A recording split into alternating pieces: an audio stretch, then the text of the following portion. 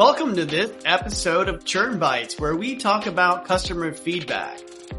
I'm here today with Brian Polackoff. Brian, how are you, sir? Give us a quick intro, who you are, what you're all about, and then a quick plug for whatever company or product you're working on right now. Absolutely. Hey, Dan. My name is Brian Polackoff, and I am the CEO of Churn Assassin. Really, I've been a SaaS entrepreneur for, almost about 25 years now. Worked previously at a company called Polackoff. This company was a B2B SaaS mid-market company that specialized in human resources and learning management. Great. Can you take us back to a time where you weren't really tuned in to customer feedback? Like, what was that like for you, and how did it affect your business?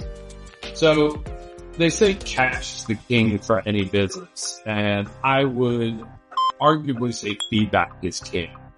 A long time ago, when we first started Polackoff, probably back in 2010, somewhere in that general range, we were so focused on build at all costs, right? You probably heard the phrase grow at all costs. Well, build at all costs is kind of what we live. We built feature after feature after feature.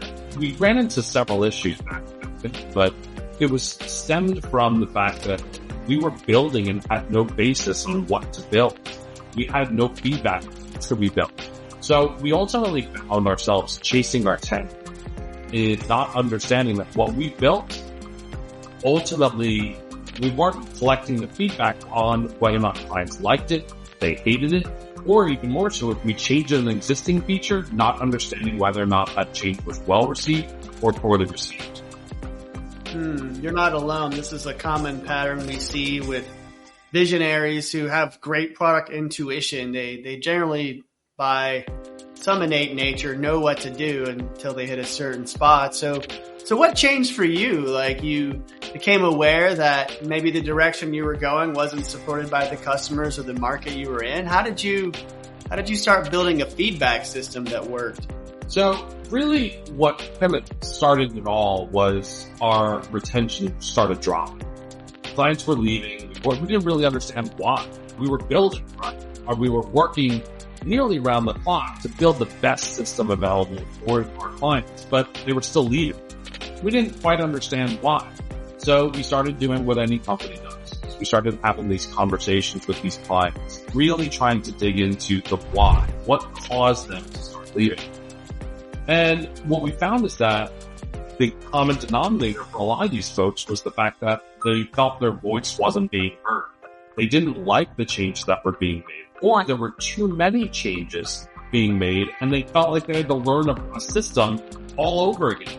So this is when it kind of really started to come to the surface that we needed a better way to collect feedback at scale.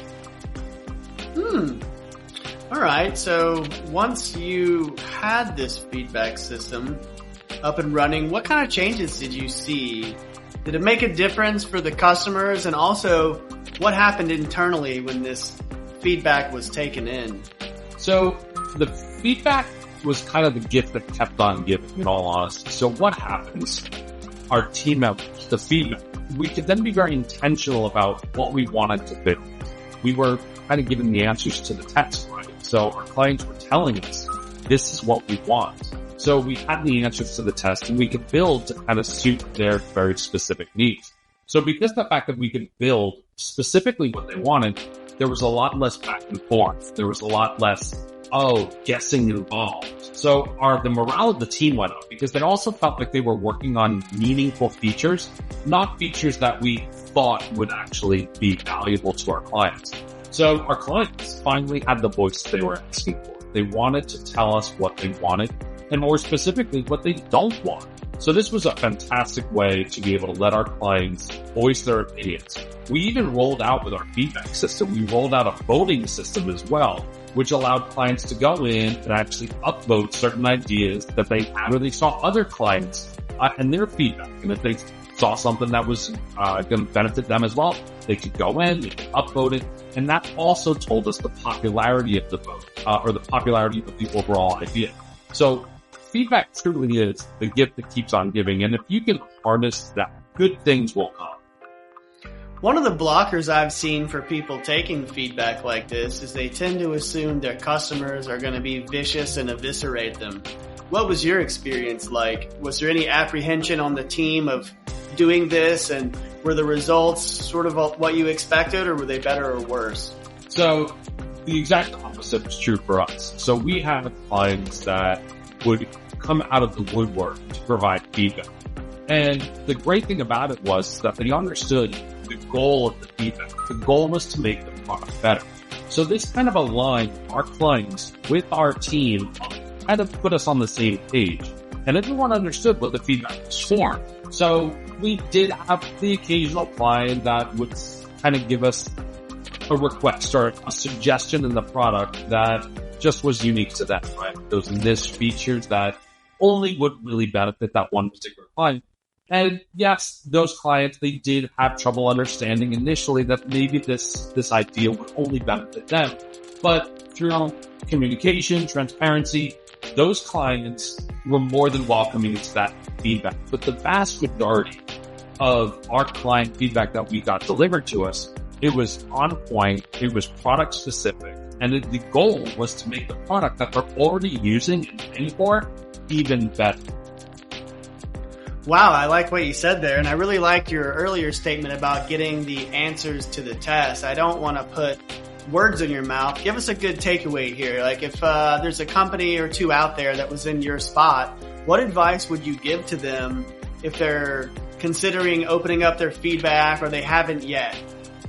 My recommendation would be you should have started it yesterday. In all honesty, today's too late. You're truly flying blind without this feedback. And you should try to solicit feedback for everything within the application. If you make a change to your SaaS product, there should be post-usage feedback that's being collected from your users.